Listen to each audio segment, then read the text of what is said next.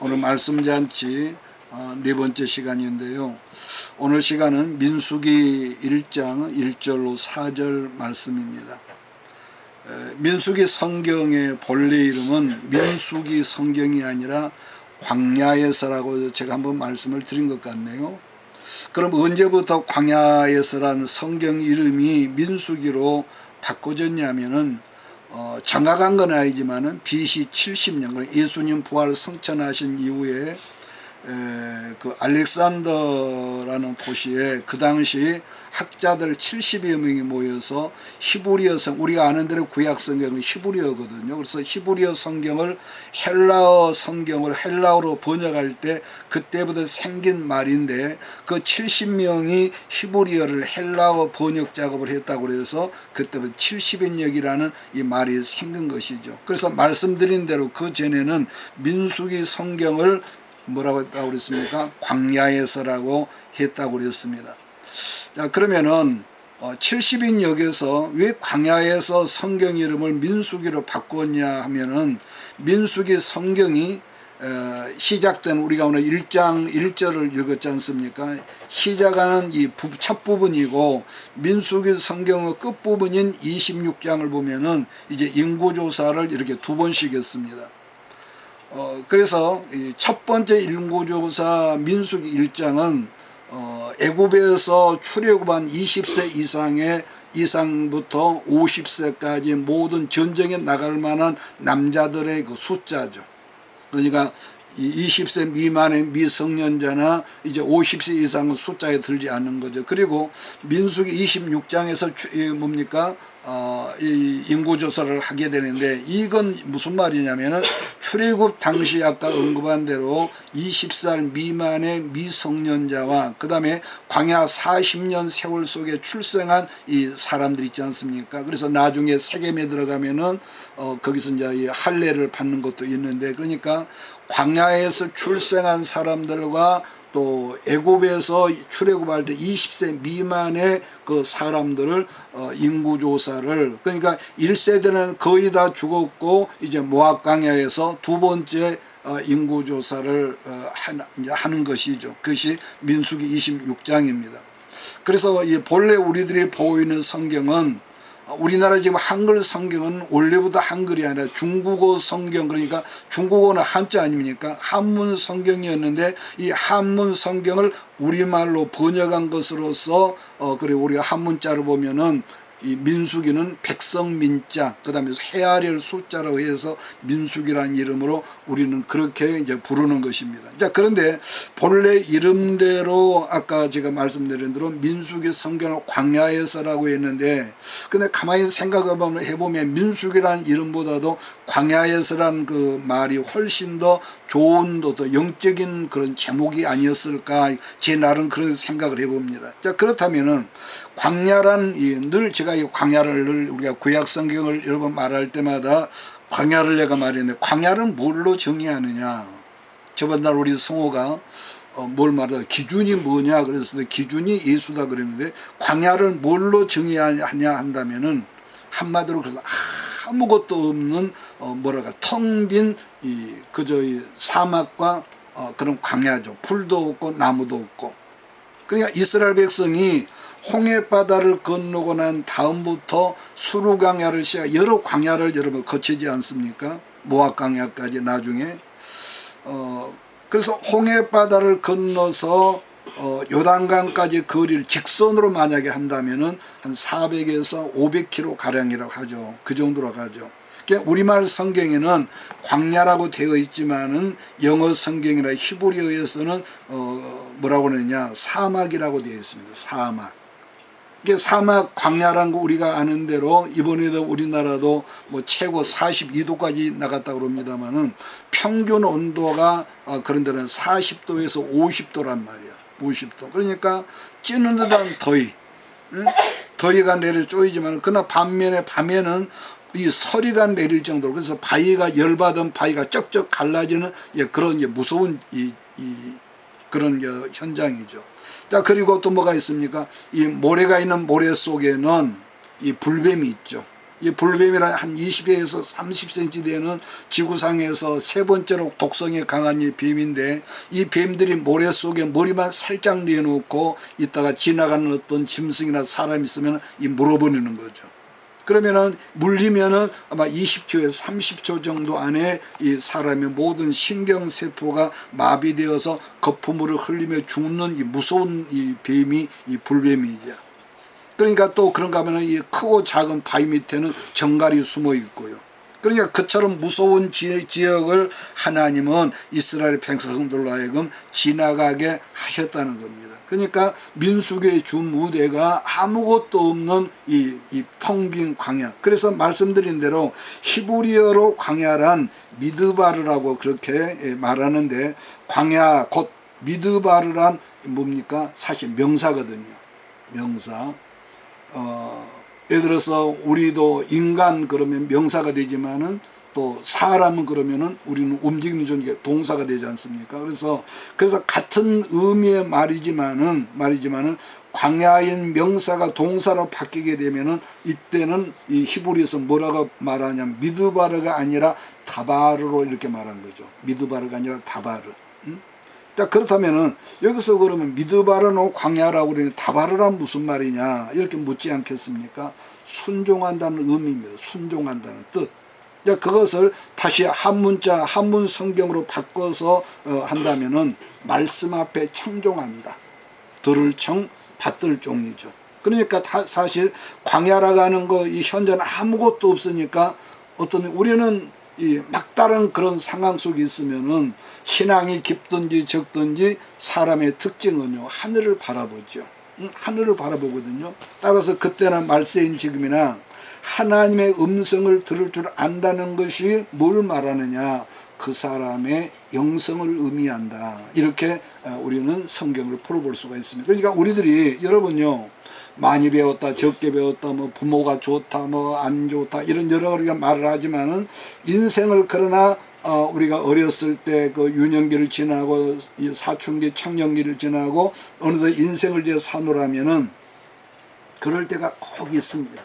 내가 아무리 조심해서 잘 산다 할지라도 여기를 보아도 저기를 보아도 길이 안 보이는 그런 때가요, 듬성듬성 꼭 그럴 때가 있기 마련입니다. 아무리 조심을 해도요. 한 예를 든다면은 이렇습니다. 경제가 다 막혀가지고 기본적인 생활도 안 되는 그런 때가 있습니다. 그런가 하면은 나는 감기도 한 번 안 걸려. 그러니까 큰 소리 빵빵 치는 사람이 어느 날 뜬금없이 어떤 암병이라든지, 제가 아는 우리 목사님, 우리 노예 목사님은 그렇게 공수부대 그 특전단 그런 사람 아주 건강하죠. 근데 하루아침에 그분이 혈액암이 걸려가지고 꼼짝을 못하고 가는 걸 봤다. 그러니까 인간은 그런 이 희석이야가 벽 앞에서 울었던 것처럼 그런 문제들을 우리가 꼭 잊기 마련이거든요. 그러니까 내가 원하더니 그런 꼬이는 문제. 근데 이런 이 답답한 문제, 어떻게 할 수도 없는 그런 이 깜깜을 만날 때가 있어요. 그러니까 다시 말하면은 아까 제가 뭐 큰 소리하고 그야말로 자기는 돈도 있죠, 배경도 있죠, 뭐 부모에게 물려받은 그런 뭐도 많죠. 그러니까 그런 교만함으로 충만하던 사람이라도 그처럼 어느 순간에 길이 막히면은 사람은요, 별 수 없이 순간적으로 하늘을 바라보는 것이 인간이라는 겁니다. 그러니까 굉장히 겉으로는 강한 것 같지만은 문제 앞에 있으면 인간은요, 어쩔 수 없습니다. 하늘을 보죠. 그러니까 세상에서 도무지 의지할 것이 없다 보니까 하늘을 쳐다보는. 제가 한번 그런 말을 했나요? 돼지는 죽어야 하늘을 봅니다. 그러니까 돼지는 이 구조상 이 하늘을 볼 수가 없대요. 근데 그가 죽으면은 하늘을 보지 않습니까? 그러니까 돼지 같은 인생이 아니라는 거, 우리는. 그래서 하늘을 쳐다보면서 그런다는 거죠. 물론 저도 그런 말을 할 때가 있었습니다만은, 하나님, 이런 상황 속에 나를 안 도와주시면 나는 내 인생 끝입니다. 하나님 뭐하고 계십니까? 이럴 때 좀 도와주시지. 여러분, 그래서 우리들 인생이, 여러분, 그러한 상황이었을 때 히브리어로 그때 다바르라 간다는 거죠. 다바르. 그 다바르가 무슨 뜻이라고 그랬습니까? 말씀을 듣고 순종하는 거니까 그러니까 이 광야에 있는 사람의 특징이 말씀이 잘 들린다는 거. 응? 우리나라 그 대중가요에 그런 노래가 있더라고요. 내가 그 노래는 생각이 안 나는데 가요 중인데 그런 그 가사 중에서 점 하나를 찍으면은 남이 되고 또 그 점을 빼버리면은 임이 된다는 그런 노래 가사가 있었습니다. 자, 그런 것처럼 다바르란 글자에서 힉을 하나 고치면 이번에는 그 다바르가 뭐가 되냐? 드바르가 된다. 다바르가 뭐가 돼요? 드바르가 된다. 우리가 뭐 잊어버려도 좋지만은 참고적으로 우리가 암기한 것도 좋겠죠. 그래서 그러면 드바르가 무슨 뜻이냐 또 하겠죠. 그러면은 하나님의 지성소라. 드바르가 하나님의 지성소. 그래서 지난 시간에 제가 몇 번 말했던 것 같은데 성막의 가장 깊은 곳을 여러분 지성소라고 그랬단 말이에요. 그 지성소와 성소를 합해서 성경은 회막이라고 그런다. 그 회막을 신약에서는 뭐라고 그런다? 교회라고 그런다. 뭐라고 그래요? 교회라고 한다. 그래서 구약에서 회막은 어떤 곳이냐면은 지난 시간에 한번 언급했거든요. 하나님이 죄인된 인간 사람 만나주시는 장소가 회막이다. 그래서 만남의 장소 회막 지성소가 두 번째 죄인된 우리의 기도를 들어주시고 응답하시는 곳이 회막이다. 그러니까 구약이나 신약이나 말세인 지금이나 하나님께서 죄인된 우리를 만나러 오실 때는요 언제나 뭘로 오신다고 그랬습니까? 항상 말씀으로 오신다는 걸 여러분 잊지 마십시오. 하나님이 여러분을 만나러 오시고 나를 만나러 오실 때는 뭐 백말탄 뭐 그렇게 오는 것이 아니라 항상 말씀을 통해서 우리에게 찾아오신다는 것. 자, 그러면은 말씀으로 우리에게 오신 하나님께 우리들은 뭘로 그러면은 나가냐? 하나님 우리가 오실 때 항상 말씀은 몇 가지가 있다고 그랬죠. 기록된 말씀, 선포된 말씀, 그 다음에 환경을 통해서 내게 오시는 말씀 그랬습니다. 환경을 통해서. 그러니까 기록된 말씀과 그 말씀을 주의 종들의 입을 통해서 선포되는 말씀이 그러니까 환경을 통해서는 말씀이 있는데 그런 말씀이 우리 안에 이 레마로 들어올 때에 머리로 들어온 거 아니고 가슴으로 들어올 때 똑같은 예배를 드리고 말씀을 들어도요 어떤 사람 항상 머리로 듣지만은 어떤 사람은 항상 그런 건 아닐지라도 순간적으로 그 말씀이 아멘과 동시에 내 가슴에 확 박히는 경우가 있습니다. 그걸 우리는 레마라고 배웠거든요. 레마. 자, 그래서 하나님은 우리가 말씀으로 오시는데 그 사람인 우리는 하나님께 나갈 때 뭘로 나가느냐 따라서 합시다. 기도로 나간다. 여러분 다른 채널이 없습니다. 하나님은 항상 우리가 말씀으로 오시지만 사람은 하나님께 나갈 때 기도로 나가는 거예요. 여러분 그래서 하나님은 말씀으로 우리에게 오시는데 언제나 하나님 만나게 되는 장소가 아까 말씀드린 지성소라는 거죠. 자, 세 번째 회막의 세 번째 기능이 뭐냐? 죄 많은 백성들의 모든 죄를 용서해 주는 것이 회막이다 그랬습니다.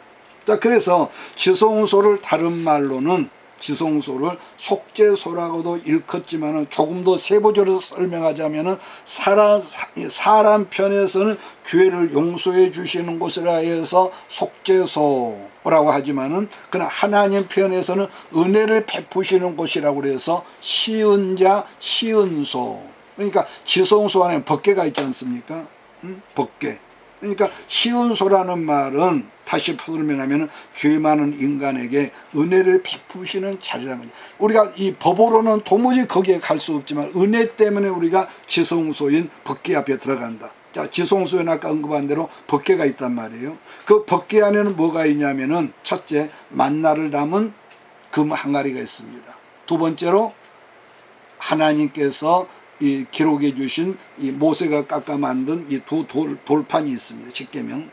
어떤 분들은 아론의 쌍난 이 지팡이가 법궤 안에 있다고 그러지만은 세 가지가 있다고 하지만은 지팡이는 법궤 앞에 뒀다는 갑자기 내가 생각이 안 나는데 이런 그 성경이 있습니다. 자, 그러면은 구체적으로 속죄소 시은자는 어디를 말하냐? 일반적으로 그냥 지성소를 속죄소라고 하지만은 정확히 말한다면 어디냐면은 법궤 위가 속죄소입니다. 어디가요? 법계의, 하나님의 법계가 속죄소인데 언제나 법계에 쉽게 우리가 알기가 법계 뚜껑 위에는 하나님의 두 천사가 날개를 펴고 법계를 덮고 있는 상황이거든요. 영상이거든요. 근데 거기에다가 이 대제사장이 1년에 몇 번씩이요? 한 번씩 7월 10일 날 대속죄일 날 한 번씩 이 속죄의 피를 우슬초에 묻혀가지고 거기다 7번 뿌리는 거죠. 그러면은 1년 동안 앞으로 1년 동안 지나간 1년 동안 이스라엘 모든 죄들이 거기서 사해지는 제사이기 때문에 거기를 속죄소, 아까 말한 대로 은혜를 베푸는 현장이기 때문에 시은 자라고 이렇게 제가 이 시은소라나 시은자니까 한문으로 지금 제가 말하는 겁니다. 자, 그러므로 성도들은 첫째로 우리가 항상 어느 곳에 있든지 하나님의 말씀을 잘 들을 줄 알아야 하고, 두 번째, 첫째는 잘 들어야 합니다. 항상. 두 번째는 뭐냐? 그 말씀을 머리로 이해할 줄 아는 거. 어떻게 보면 어폐가 있지만은 잘 들을 줄 알아야 하고 그 말씀은 이해가 돼야죠. 이해가 안 되는데 아멘, 아멘. 이것은 제 입장에서는 어폐가 있다고 봅니다. 그래서 말씀을 잘 듣고 이해할 줄 알아야 한다는 점이기 때문에 우리들이 말씀을 들을 때 항상 어디 가서 주의할 것은 부흥사강 목사님들 보통 그렇게 하죠. 분위기를 유도해가지고 별 말도 아닌 것을 아멘, 아멘, 할렐루야 그러는데 그건 제가 좀 건전한 것이 아닌 것 같아요. 그러죠. 그래서 왜 내가 이 말을 하냐면은 말씀을 이해하지 못한 채 그냥 어떤 그 현장의 분위기로는 우리가 아멘 아멘 하다 보면 뭔가를 잘 아는 것 같지만은 그날 그 시간이 지나면은 내가 뭘 배웠지?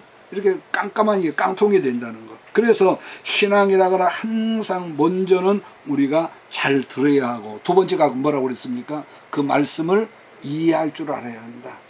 그래서 우리가 이해한다는 건 지식으로 혼이 안다는 것도 좀 틀린 거죠.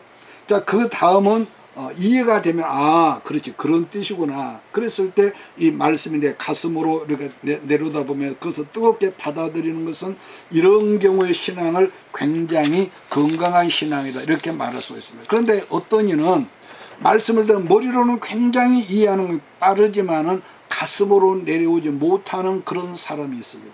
머리로는 도사지요. 그래서 여러분, 우리가 가슴으로 뜨겁게 체험하고 입으로 고백할 때 여러분, 우리는 뭐가 있습니까? 감격하는 눈물이 있는 것이고요. 그 다음으로 이어지는 것은 우리가 내가 삶 속에 살아가는 온몸으로 실천하는 삶이 거기서 이제 이어지는 것이죠. 자, 그러면 다시 우리가 내이기로 이 말씀을 이어서 내이기로 찾아가겠습니다. 내이기. 여러분, 제가 말씀했지만 내이기 성경은 1장부터 7장까지는 뭘 집중적으로 다루는 말씀 성경이라고 그랬습니까? 1장부터 7장은 제사입니다. 1장부터 7장이 뭐라고요? 제사. 그 다음에 8장부터 10장은 제사장에 관한 말씀, 오늘날로 말하면 목회자에 관한 말씀이죠. 그 다음에 11장부터는 이제 거기서 제물이 나오는데, 특히 레위기 11장을 무슨 장이다? 레위기 11장을 음식장이라고 그래요. 음식장. 하나님께서 말씀한 음식이라고 하는 것은 우리들이 먹어야 할 것과 먹어서는 안 될 것이라고 이렇게 나눠졌거든요. 자, 그러면은 레위기 먼저 10장으로 한번 가볼까요? 레위기 10장 1절로 2절을 같이 한번 읽겠습니다. 시작. 아론의 아들 나답과 아비후가 각기 향로를 가져다가 여호와께서 명령하시지 아니하신 다른 불을 남아 여호와 앞에 분향하였더니 불이 여호와 앞에서 나와 그들을 삼킴에 그들이 여호와 앞에서 죽은지라. 언젠가 하나님이 기회 주시면은 레위기 교본이 다 만들어져 있거든요. 그래서 레위기를 차근차근 그렇게 공부할 때가 있을 것입니다만은 지금 이게 두리뭉실 하는데, 그러면은 왜 죽었냐? 제사장인데 왜 제사장이 하나님의 성소에 죽었냐?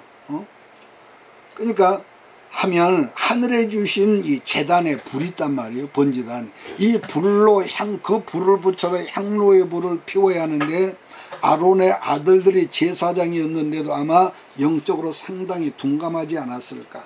처음 제사장 아닙니까? 특히나 또 한 가지는 어제까지 제사가 유임식이 있었단 말이에요. 8장부터 10장까지. 그러니까 내 생각입니다. 아마 위임식 잔치가 아마 뭐 포도주도 있었고 잘 먹었겠죠. 그런데 마셨던 포도주 술이 덜 깨어지 않았을까? 왜 그렇게 추측하냐면은 여러분 그 10장을 쭉 내려가다 보면 술 먹지 마라 그런 말이 있거든요. 그래서 성소 안에 분향단의 불이 꺼지면은 절대로 안 되는 겁니다. 신약으로 말하면은 기도가 꺼지면은 기도율이 꺼지면 절대로 안 되는 것처럼 분향단의 불이 꺼지면 절대로 안 되는데 이들이 나태하고 게으르고 술 취한 가운데 그랬던지 분향단의 불이 꺼졌단 말이에요. 그래서 제단의 불을 가져다가 향을 피워야 했는데도 아마 가벼운 생각으로 요즘식으로 말하면 성냥불이나 나이타 같은 것으로 불로 붙여서 분향을 하려다가 그 향단에서 하나님의 불이 나와서 두 사람이 하나님의 불에 성소 안에 타 죽은 엄청난 사건이 생긴 것입니다. 그러니까 이처럼 여러분 율법화의 제사라고 하는 것은 그만큼 무시무시하고 엄격의 땅을 여러분 보여준 거거든요. 자, 그러한 사건이 있고 난 다음에 하나님께서 레위기 16장에서 제사를 구체적으로 가르치는 것입니다.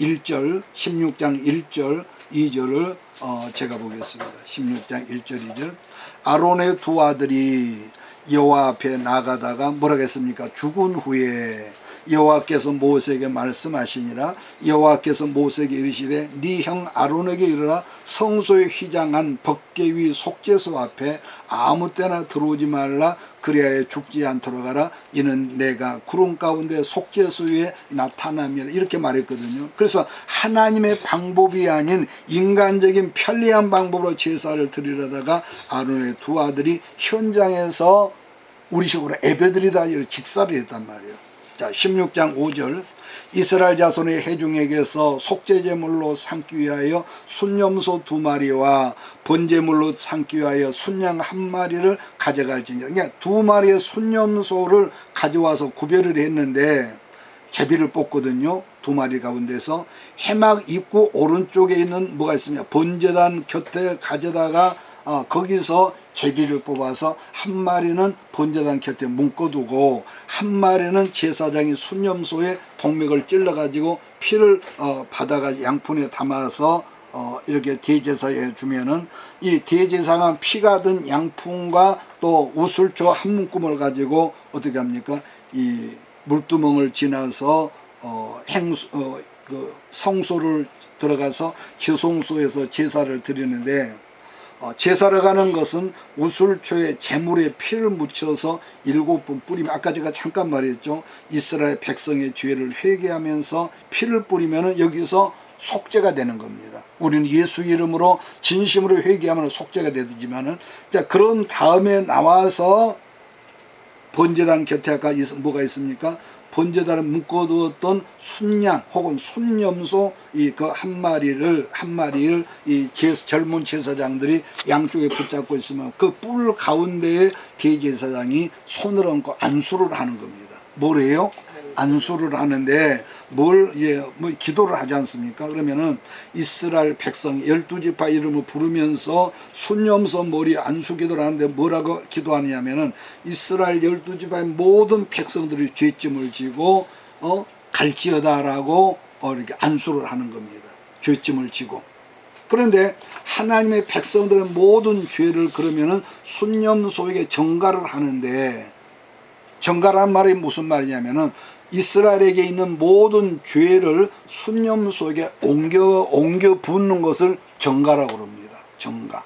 자, 그러면은 이 안수받은 이 순염소, 이스라엘의 12지파의 모든 죄를 전가받은 순염소를 젊은 두 제사장이 죄를 뒤집어쓴 순염소를 끌고 어디로 갑니까? 광야 저 깊은 곳, 외딴 곳으로 들어가서 채찍으로 쥐찜을 짊어진 그 순염소 엉덩이를 탁 때리면은 순염소가 땡 하면서 이제 도망가지 않습니까? 그러면은 이제 그 염소를 보고 아사셀 염소라고 하는데 순염소, 쥐찜을 짊어진 순염소가 광야를 헤매다가 목마라 죽든지 굶주려 죽든지 아니면 사나운 들짐승에게 잡아먹히는 것이죠.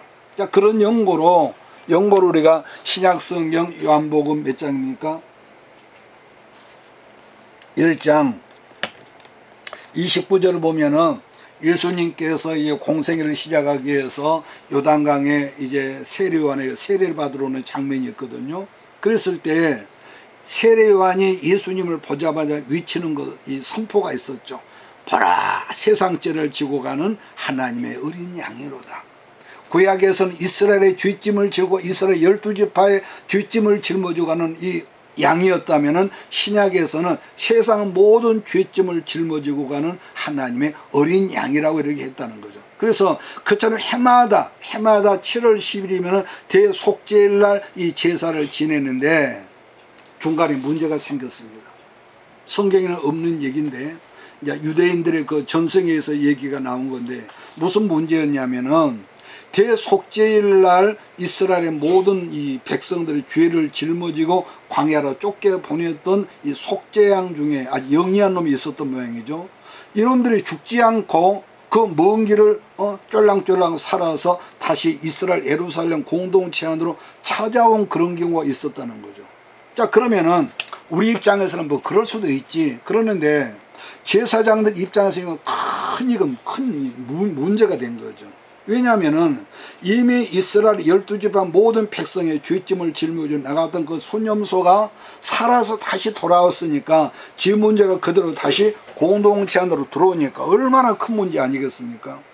그런 일이 몇 번 있었던지 아예 아사셀 양을 안수받 아사셀 양을 높은 절벽 꼭대기로 올라가서 제사장들이 그것을 밀어가지고 절벽에 떨어뜨려서 그 양을 순념소를 죽였다는 것이죠. 이건 성경에 없는 얘기인데 이스라엘 전성에 나온 겁니다. 그래서 그 아사셀 양에 대한 말씀이 레기 16장에서 이렇게 구체적으로 나오고 있는데 16장 9절 10절을 제가 있습니다. 아론은 여호와를 위하여 제비 뽑은 염소를 속죄제로들이 아까 제가 말씀드렸잖아요. 아사셀을 위하여 제비 뽑은 염소는 산채로 여호와 앞에 그러니까 제단 곁에 두었다가 그것으로 그러니까 제성소에서 제사를 끝내고 난 대제사장이 그것으로 속죄하고 기도 안수하고 나서 아사셀을 위하여 강야로 내보낼지니라 이랬단 말이에요. 그 다음에 살필 말씀은 다시 레위기 11장인데요. 말씀드린 대로 11장은 아까 무슨 장이라고 그랬습니까? 아까 음식장이라고 그랬습니다. 그러니까 우리가 어제 저희가 기독교 서점에 어떤 책을 주문하려고 보니까 그 책이 없다고 그러는데 여러분 그 네이버라든가 그러다 보면은 레위기 11장으로 된 그런 그것만 따로 되어 있는 이런 그 책이 있어요. 음식에 대해서. 자, 그런데 11장 41절을 보면은요 이런 말이 있거든요. 땅에 기어다니는 모든 길짐승은 가증한즉 먹지 못할지니 이랬습니다.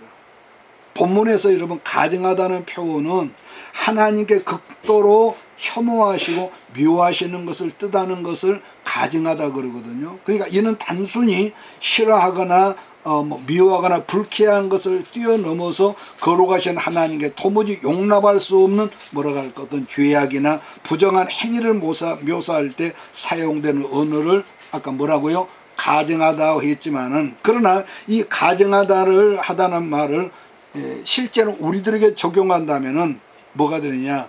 우리 몸에 너무너무 해롭다는 그런 의미의 해석이 된다는 거죠. 그러니까 땅에 기어다니는 짐승을 이렇게 제가 읽지는 못했지만은 기어다니는 짐승을 쭉 말씀하면서 우리가 얼른 생각하면은 지난번에 한번 제가 언급했는데 뭐 지네나 또 뱀이나 또 뭐 있습니까? 또 제가 말했죠. 전복이나 뭐 해삼, 낙지, 장어. 근데 중요한 것은 구약에서 금식하는 음식은 법으로 이렇게 정했거든요. 뭘로 정했어요? 율법으로 이걸 정했습니다. 정으로 정해져. 그러나 구약의 음식법을 오늘날 식품 영양 과학으로 본다면은 하나님께서 금하신 모든 식품들이 뭐냐? 다른 게 모든 식물에는요 독성이 있습니다. 독성. 그런데 특별히 여기에는 콜레스테롤 덩어리라는 거죠. 콜레스테롤. 그렇기 때문에 구약은 법령으로 먹지 말아 했지만 신약은 사랑하시기 때문에 그것을 해롭다. 근데 우리는 뭐죠? 내 입에 맞는 걸 계속 먹으려고 그러죠. 사람의 본성이거든요. 그렇기 때문에 서구 유럽의 기독교, 지금은 뭐 말만 기독교 국가지 이슬람이 막 점령하고 있고, 왜냐 이민 정책을 정치하는 사람이 이 표 때문에 우리나라 지금 그러거든요. 중국 사람들을 막 끌어들이고 이슬람 사람들 끌어들이는데, 중국 지금 이슬람권에 들어온 사람들이 지금 어디입니까? 지금 그 인천에도 그들이 쉽게 말하면 교회가 있고, 그 대구에도 크게 지으려고 그래요. 대구 기독교인들이 지금 결사 반대해서 지금 몇 년 동안 지금 회당을 짓지 못하고 있죠. 그래서 그러는데 서구 유럽의 기독교 국가들은 지금도 레이기에서 금하신 전복이나 장어류를 먹지 않는 나라들이 지금도 상당히 많습니다. 신앙은 없으면서도. 그러니까 아버지가 언급을 했는가 보네요.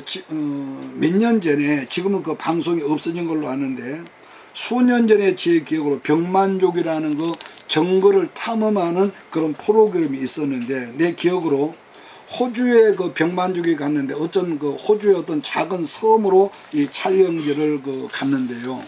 TV 카메라가 해변가의 바위를 쭉 이렇게 비추는데, 여러분 제 기억에도 지금요, 그 사람의 손바닥보다 훨씬 큰 전복이요, 바닷가 모든 크고 작은 바위에 이렇게 붙어 있는데, 이 전복 때문에 바위가 새까맣게 보이더라고요.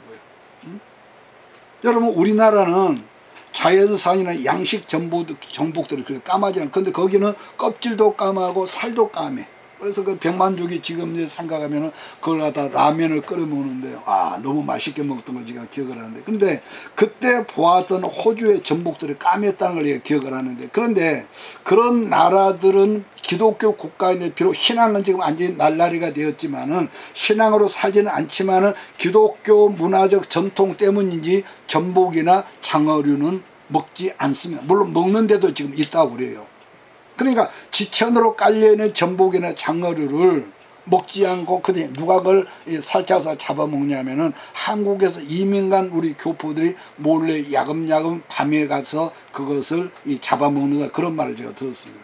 그러니까 저도 개인적으로 전복을 좋아하고 또 장어류를 좋아하죠. 그렇다고 비싸니까 자주 먹을 수는 없고, 1년에 몇 번이죠. 두세 번. 자주 먹는 편은 아니잖아요. 그러니까 우리들이 한 분 하나님을 이렇게 믿지만은 구약의 율법을 믿는 것이 아니라, 우리는 지금 뭘 믿습니까? 신약의 예수 그리스도를 믿는단 말이에요. 그러니까 예수를 믿으면서 구약의 율식법을 강조하거나 하는 것은 맞지는 않죠.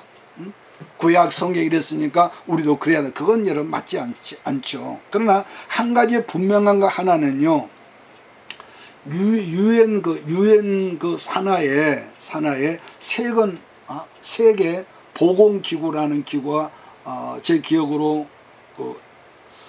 WHO라는 이 기관이 있어요. 보건부 기관인데, 근데 우리들이 세계 보건기구를 보면은, 여러분 사진을 한번 보면은요, 그 사진 그 심볼이 있어요. 그 지구를 둘러싸고 있는 그것이 감람나무로 둘러싸여 있고, 지구 한가운데 말뚝이 세워졌는데, 말뚝을 휘에 감고 있는 것이 뭐냐? 뱀이거든요. 뱀이요. 그래서 뭐 이 시간 그걸 설명을 하는 것은 아니지만은, 그 세계 보건기구에서 몇 년 전에 발표한 그 어떤 그 문서를 보면은 이게 있습니다. 저 남쪽의 베트남에서부터 홍콩으로, 마카오로, 이 동북아 쪽으로 쭉 올라오면서 우리 중국 그쪽으로, 또 우리 대한민국, 일본, 이렇게 가리키면서 뭐가 있냐, 음식을 설명하는 그런 게 있었습니다. 근데 음식을 설명하는 뭘 말했냐면은, 오징어를 아주 좋지 않게 표현을 했습니다. 그 문서에. 특히나 우리도 나도 이빨이 안 좋으니까 지금은 별로지만은, 오징어를 젓갈을 담아 먹는 사람들의 연구조사가 있었는데, 여러분요, 오징어 젓갈 속에는 그냥 그 말려서 먹는 것보다도 암을 발생하기나 발암물질이 다른 식품보다 수십 배가 더 많다. 뭐 먹지 말란 건 아닙니다, 제가 하는 말은. 그러니까 아무튼 지금은 구약의 율법 시대가 아니기 때문에 먹지 말라 하는 것은, 이건 좀 다소 문제가 있지만은, 그러나 현대 과학에서도 그런 음식은 좋지 않다고 하니까 먹기는 먹되 뭐죠? 많이 먹지 말고 좋아하지 마라. 특히 오징어 젓갈 같은 거, 이렇게 우리가 해석을 해야겠죠. 그러니까 본문 성경을 보면 특히 10절부터 그 말씀이 나오고 있는데 이러한 생물은 가증하니 먹지 말라고 그랬단 말이에요. 그러니까 여러분이 알고 있는 교회 중에 뭐가 있습니까? 우리가 이단이라고 하는 기성교 이단이나 안식교단이 있죠. 이단 종파로 가지만은 근데 거기는 지금도 가끔은 1년에 한두 번 정도는 우리가 안식교에서 하는 그 뷔페 식당을 가서 먹는 거지만은 지금도 그는 철저하게 율법에서 말한 음식 규례를 지금도 그 지게 돼지고기 안 먹거든요. 장어 안 먹고 전복 안 먹습니다. 그런데 제가 기억하고는 안식교인들을 옛날부터 제가 알잖아요. 우리가 고향에도 안식교회가 있었는데 근데 그분들은 보면요 우리 개신교처럼 사나운 교인들이 별로 없는 것 같아요. 우리 개신교에서는 목사하고 장로하고 멱살 잡고 사는 그런 것들이 우리가 종종 보는데 거기는 그런 경우 없었던 것 같아요. 그는 왜 그럴까? 아마 먹는 음식 때문에 그러지 않았을까? 제 추측입니다. 그러니까 소나 돼지나 그 모든 것들을 하나님께서 허락한 음식물이지만 그러나 뭡니까? 너무 좋아하지는 말라. 뭘 하지 말라? 좋아하지는 말라. 먹지 말라는 건 아닙니다. 소나 돼지나. 그러니까 왜냐? 아까 기름기 섞인 것들이 맛있잖아요. 그러니까 그것을 먹지 말란 것이 아니라 너무 좋아하고 자주 먹지 마라. 그러니까 우리가 그렇게 해서 그래야지 율법에서 말했으니까 먹지 마라. 그것은 이제 문제가 있죠. 그러니까 그럼 왜 먹지 말아요? 또 우리 성호처럼 왜 그렇습니까? 또 우리가 따지지 않겠냔 말이에요. 그러는 그런 동물성 기름을 우리가 많이 그리고 자주 먹다 보면은 가장 먼저 뭐가 나빠지냐? 우리 몸에 흐르는 피가 이 오염이 된다는 거죠. 오염이 돼. 그러면은 그 더러운 피 때문에 여러 가지 질병들이 생기기 때문에 먹기는 먹되 적게 먹어라. 제 말 이해하기를 바랍니다. 먹지 말란 게 아니란 말이에요. 그러니까 중국 사람 여러분 들을게요. 중국 사람들은 전 세계에서 이 가장 많이 먹는 이 식품이 있죠. 돼지고기는 지구상의 어떤 나라들과 지구상의 전체 80억 인구의 여러분 그 반절 가까운 이건 조금 부풀린 말인가 모르지만은 그렇게 이 돼지고기를 많이 먹는다. 13억 인구가 밥보다 돼지고기를 좋아하고. 자 그러다 보니까 중국에서는 돼지고기 파동이 생기다면 정권이 입퇴로도 할 정도로 그만큼 돼지고기를 그만큼 중국 사람 좋아하죠. 그런데 중국 사람들이 지구상의 돼지고기를 가장 많이 소비하지만은 거기에 비해서 뭐가 있느냐? 혈액으로 생긴 병, 그 다음에 암 발생률이 고기를 소비한 것이 굉장히 적다. 왜 그런가 하고 이유를 그걸 조사를 했더니 중국 사람들이 가장 많이 먹는 뿌리 채소 중에 여러분 양파 먹잖아요. 양파 뿌리 채소 양파를 가장 많이 먹는데 그 양파가 사람의 혈액 속에 기름기를 몸 밖으로 배설한다. 이건 내가 연구자가 아니기 때문에 그 문서에서 먹습니다. 그러니까 우리들이 지금 매일 먹는 식량 중에도 우리가 아침에 밥 먹었잖아요. 밥 먹었는데 사람들이 건강식으로 좋아하는 현미쌀 특징이 뭡니까? 까맣거든요. 근데 그 까만 껍질에 뭐가 있다냐면은 피탄산이라는 독성이 있는데 그 피탄산이 있는 현미쌀을 계속 먹으면은 여러분 그 독성 때문에 소화불량이 생기고 위장이 약한 사람들은 여러분 해롭다고 그러죠. 왜냐하면은 모든 여러분 씨앗의 껍질에는요 자기 몸을 보호하는 그런 독성이 있단 말이에요. 그러나 우리들이 지금 계속 먹고 공급하는 황미쌀은 현미의 독성이 드는 피탄산의 껍질을 살짝 벗겨놓은 그러니까 1분도부터 4분도까지 현미라고 하고 5분도부터 10분도까지를 황미라고 합니다. 그 다음에 우리가 지금 백미는 모든 영양 있는 그런 겉껍질을 벗겨버리고 불과 4% 정도 100에서 4% 정도밖에 없는 그런 쌀을 우리가 백미라고 그러죠. 그러니까 황미는 그 피탄산의 껍질을 살짝 벗겨내고 먹으니까 건강에 굉장히 좋은 음식이니까 여러분 그런 밥을 많이 먹어야 할 줄 믿습니다. 자, 그 다음으로 오늘 마지막 말씀으로 레위기 23장인데요. 레위기 23장은 절기장을 합니다. 무슨 장이요? 절기장이에요. 절기장. 구약에는 7절기가 있고 언니가 한번 이것을 따로 한번 하겠습니다만 그 7절기를 간단히 이렇게 그 머릿말만 한다면은 구약의 7대 절기는 아마 따라서 합니다. 유월절, 무교절, 초실절, 칠칠절. 그런데 칠칠절하고 참고하십시오. 오순절하고 같이 더블로 되어 있습니다. 칠칠절. 그러니까 그 다음에 오순절 다음에 나팔절이 있고 나팔절에 속죄일이 있고 그 다음에 초막절로 이렇게 구성되어 있거든요. 근데 각각 출애굽과 구속사적인 의미가 7절기에 들어있습니다. 자, 그러면은 레위기 23장 1절로 2절을 제가 읽겠습니다. 23장. 여호와께서 모세에게 말씀해 이르시되 이스라엘 자손에게 말하이르라. 이것이 나의 절기들이니 너희가 성회로 공포할 여호와의 절기들이니라. 특히 레위기 23장 3절을 보면은 엿새 동안은 일할 거요 일곱째 날은 쉴 안식일이니 성의 날이라. 너희는 아무 일도 하지 말라. 이는 너희가 거주하는 각 처에서 지킬 여호와의 안식일이라. 그렇게 말했습니다. 그게 중요한 것은 안식일이 구약의 모든 절기들의 기초가 된다는 이 점이 4절 말씀인데, 근데 여기부터 이제 절기들이 나오는데 맨 처음에 등장하는 절기가 아까 뭐라 했습니까? 유월절이란 말이요. 그러면은 유월절이 무슨 날입니까? 이스라엘의 새로운 역사, 노예가 아니라 새로운 이제 자유가 선포된 날이거든요. 그러니까 유월절, 그러니까 다음이 무교절이고, 그러면 유월절이 구체적으로 무슨 날이냐면은 신약으로는 예수를 믿음으로 구원받는 날이 유월절입니다. 유월절. 그러니까 구약에서는 유월절 다음 날부터가 무슨 날이냐? 한 주간 동안 누룩을 넣지 않은 떡을 먹는 무교절기거든요. 무슨 절이요? 무교절입니다. 무교절. 그러니까 그럼 여기서 누룩을 넣지 않은 떡이라고 그러는데 왜 누룩이냐 하겠지만은 구약의 성경의 누룩은 항상 우리는 그냥 발효균이죠. 누룩은 이스트. 근데 이 성경에서 누룩은 죄를 상징합니다. 죄는 조그맣게 들어 시작하지만 이 번지는 역사가 있거든요. 그래서 문둥병을 그러면 천형이라고 하는 것은 전염성이 있기 때문에 하나님이 금하신 것이죠. 그러니까 누룩은 아까 뭘 상징한다? 죄를 상징한다. 문제는 누룩이 들어가 있지 않는 떡은 발효가 되지 않는 것은 맛이 있다 없다? 진하게 없다. 맛이 아예 없습니다. 그러니까 맛이 없는 떡은 다시 우리가 영적으로 말하면은 세상이 구원받은 백성은 세상이 섞이지 않은 떡을 먹는 것을 생각하면서 나 스스로 그것을 절제하는 것이죠.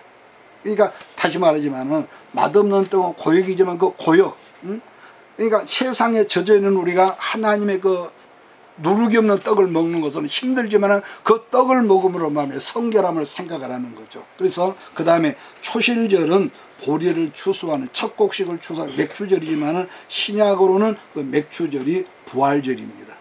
부활의 첫여일면 예수님의 부활절이고, 그 다음이 아까 그랬죠, 칠칠절. 여기서 칠칠절이라고 하는 것은 칠칠은 49 아닙니까? 그러니까 예수님이 부활하신 지 49일이 지나고 나서 50일 만에 부활했지 않습니까? 그러니까 77절 49일이 지난 50일 날, 50째 되는 날, 신약은 예수님이 죽으신 지 50일 되는 날, 그러니까 부활하셔서 죽은 지 3일만 부활해서 40일 동안 이 땅에 계셨고, 부활하셔서 열흘 만에 성령님이 오셨단 말이에요. 그래서 성경에서 한 수는 열흘입니다. 몇일이요? 열흘이 한 수입니다. 그래서 신약은 예수님이 죽으신 지 50일 만에 성령이 오셨고, 구약은 유월절 어린 양이 죽고 나서 출애굽하고 나서 다 해서 50일 만에 뭐가 오셨다? 말씀인 법궤가 오셨다. 이렇게 우리가 간단히 해석하면 되겠습니다. 그래서 6월절이 지나고 7주일이면은 아까 말한 대로 77은 49일인데 그 다음 날이 50일째 되는 날로, 그 날이 구약은 율법의 십계명 말씀을 주신 날이고, 그 다음이 50일째 되는 날인데 그 날은 구약은 율법인 계명을 주신 날이고, 신약으로는 아까 제가 말했죠, 예수님이 십자가에서 죽으신 다음에 50일째 되는 날에 성령이 오셔서 하나님의 교회가 교회의 생일이다. 쉽게 말하면 교회가 탄생한 날, 성령 강림절. 그러면은 오순절이 지난 다음이 나팔절이다. 나팔 소리가 아니라 띠띠띠 나팔 소리인데, 우리는 지금 오순절을 지난 사람들이기 때문에 무엇을 지금 기다려야 하느냐 하면은 예수가 왕으로 재림을 기다리는 것인데, 그때가 되면은 천지가 진동한 천사들의 나팔 소리가 이 세상에 사는 모든 신불신을 막론하고 그 사람들 귀에 들리는 나팔 소리, 천지 진동하는 나팔 소리, 그 나팔절을 기다리는 것이죠. 예수 재림. 자, 그 다음 마지막으로 장막절인데, 이스라엘 민족은 조상들이 광야에서 초막을 살았던 날을 기념하는 기다리지만은 우리는 언젠가는 이 땅을 떠날 때 하나님 나라 영원 무궁한 그날에서 그걸 기다리는 장막절. 그래서 우리가 이걸 내막을 알게 보면 완전히 유월절부터 장막절까지 구속사적 면으로 그렇게 맥락이 되어 있다는 것. 그래서 언젠가 이렇게 절기에 대해서 따로 말씀할 때가 있을 것을 여러분 약속하고, 오늘 여기까지 오늘 말씀을 끝내겠습니다. 이것이